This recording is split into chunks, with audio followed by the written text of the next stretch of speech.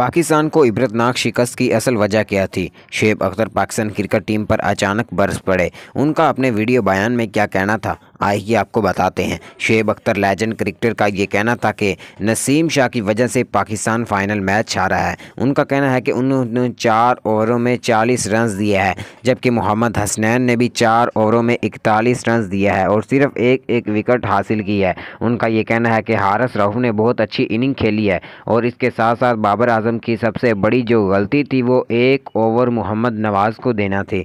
उनका ये कहना था कि मोहम्मद नवाज़ को सिर्फ 1 ओवर नहीं देना था, बल्कि उनको 3 से 4 ओवर देने थे, क्योंकि वो काफ़ी अच्छी बॉलिंग करवा रहे थे। इसके अलावा शादाब खान ने काफ़ी अच्छी बॉलिंग तकरीबन करवाई है। हारिस रऊफ ने बहुत अच्छी बॉलिंग करवाई है। इस मौका पर शुएब अख्तर का ये कहना था कि पाकिस्तान क्रिकेट टीम हमेशा ही ऐसे करती है कि वक्त आने पे नाकामी का सामना करना शुरू कर देती है, अच्छी परफॉर्मेंस नहीं देती और इस वजह से ही एशिया कप का टाइटल पाकिस्तान टीम अपने नाम इस मर्तबा नहीं कर सकी।